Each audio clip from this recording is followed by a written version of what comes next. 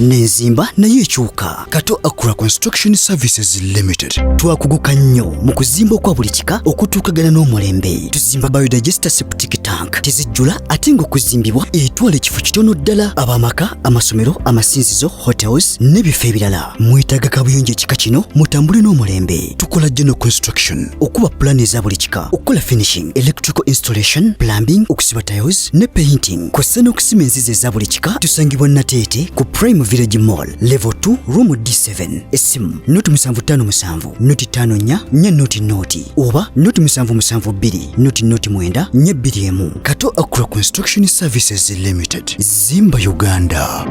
Emye ekibira nosimba emmwanyi nga wakitemanga December 2 December 2020 tojja emmwanyi zo tezijja kola ki tezijja kutundibwa mu Europe.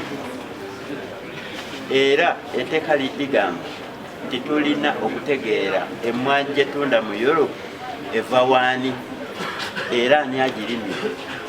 Kyekitegeeza nti bwe tuba ate etteeka by the way lirina deadline ya December nga 3 2024.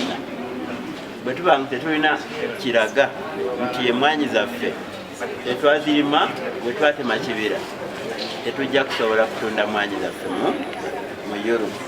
Ate jjukira emmwanyi zaffe zisinga obungi tuzitunda mu Europe. Omwaka guli ogwayita ku mwaka ogw'ensimbi twatunda emmwanyi ebitundu 66 mu European Union. Ekitegeeza nti akatale kano ka mugaso nnyo gye tuli, era tekitegeeza nti tulina okukola ki, tulina okuwandiisa abalimi ab'emmwanyi n'ennimiro zaabwe tuzitegeere we ziri nga tubawa GPS coordinate nti ennimiro yo etudde wali eri oba mukono oba kayungo oba wa. Bwe tuba nga tulina ebintu ng'ebyo bwe tunaasobolera kutunda emmwanyi zaffe mu Bulaaya. Kyekitegeeza nti tugenda kuwandiisa abalimi mu nnaku ezijja. Ekigendererwa just kyakumakinga sure nti emmwanyi yo gwe gy'olimye tugitunda mu katale k'e Bulaaya. Si nti tulina ekirala kye tugenda okuba nga twagala. Era mukkirize abalimi baffe, abantu baffe bajja eyo, bajja tambula ne bu GPS basobole okutegeera ennimiro yo yenkanawa.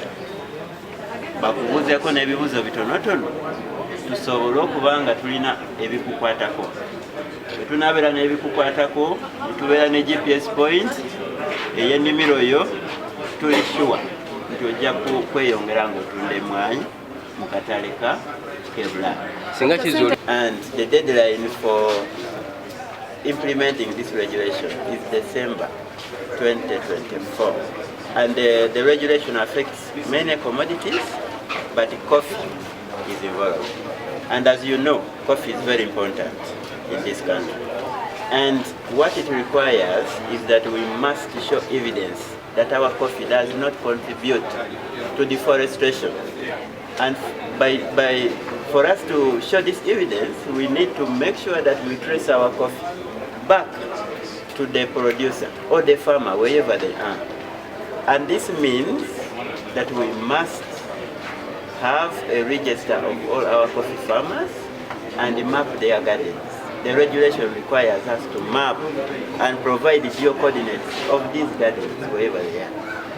Therefore, as a country, we must make sure that we register our farmers and be ready to trace the coffee back to the producer if we are to access the EU market.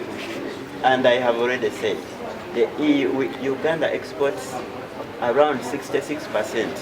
If you take the figures from last financial year, we exported 66% of our coffee to the EU. We therefore consider this market to be very, very important. Because of that, we are going to conduct farmer registration. Farmer registration in the sense, majorly to make sure that we comply with the EU directive. Of course, this information is also important for the country, for planning, for provision of extension services, and many other things. So it's not only for EUDR, but what you should know that is extremely important is in the coming weeks, we are going to go out and make sure we collect information from farmers, especially GPS coordinates, and map their farms, because this is the information required for us to continue to export to the European Union. And this is very, very critical.